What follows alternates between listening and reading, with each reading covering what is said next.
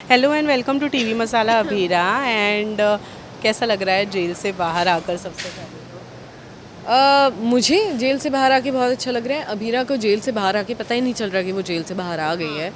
काफ़ी वक्त तक वो अभी भी है पोस्ट ट्रोमेटिक जोन में। एंड पीटीएसडी कहते हैं, पोस्ट ट्रोमेटिक स्ट्रेस डिसऑर्डर। तो उसके सारे सिम्टम्स हो रहे हैं कि वो अभी भी रोशनी, क्योंकि सॉलिटरी सेल में बंद थी, more than jail solitary cell में थी, तो वहाँ पर उस एनवायरनमेंट में रहकर इतने वक्त तक, तो वो उसको यहाँ पे आना, इतने लोग, इतना उजाला, इतनी बातचीत, ये सब कुछ भी डाइजेस्ट नहीं हो रहा है। But thanks to Myra, Myra की हेल्प की वजह से वो थोड़ा थोड़ा नॉर्मल फील कर रही है, खाना खा रही है, लिटिल बिट ऑफ थिंग्स।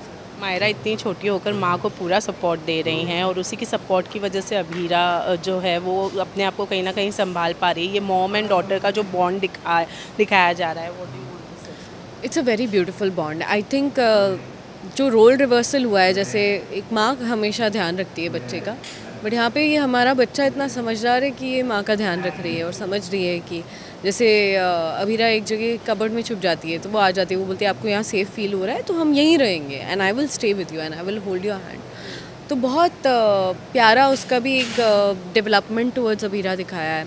वो समझती है कि उसको रोशनी से प्रॉब्लम है, बट वो धीरे धीरे करके ना उसको नॉर्मलसी की तरफ लेकर आ रही है। और उसको पता है कि सिर्फ वो ऐसा कर सकती है, क्योंकि अभीरा सिर्फ मायरा की वजह से थोड़ा मतलब नॉर्मल हो सकती है, अगर किसी से हो सकती है। अभी अभी के सीन में हमने देखा कि भजन रखा गया है, लेकिन आप वही ट्रॉमेटाइज्ड हैं, उसी जोन में हैं, उदास हैं। वहीं तानिया के फ्रेंड्स ने कुछ आपको ताना दिया है, क्या कहना चाहेंगे इस scene कीर्तन रखा गया है अभीरा के लिए, एंड एक घर का ही कीर्तन है, ऐसे ही है, इंटीमेट है। बट तानिया के कुछ फ्रेंड्स आते हैं एंड वो देखकर ये बोलते हैं कि ये तो वही है जो अंशुमन भैया की के लिए जेल गई थी, एंड ये वो।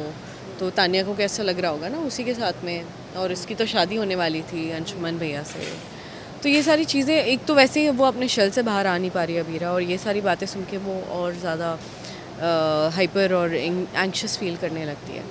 तो एट सम पॉइंट अरमान आता है और फिर अरमान उनको बाहर भेज देता है, और उसके बाद में अरमान और क्रिश के बीच में लड़ाई हो जाती है। ओके, लास्टली गीतांजलि और अरमान अब साथ में हैं, लेकिन अभीरा कहीं ना कहीं अभीरा को सपोर्ट करना अरमान नहीं भूल रहे हैं, वो साथ दे ही रहे हैं अभीरा का। इससे गीतांजलि को कहीं ना कहीं थोड़ी प्रॉब्लम भी है। पर हाँ, आई थिंक जो सर्कमस्टांस में उनकी शादी हुई थी वो इसी वजह से था कि अभीरा और मायरा पर इफ़ेक्ट ना पड़े, उस वजह से अरमान ने शादी की थी। एंड आई थिंक अरमान ने हमेशा बताया है कि वो प्यार करता है अभीरा से, एंड उसने वो चीज़ कभी भी छुपाई नहीं है।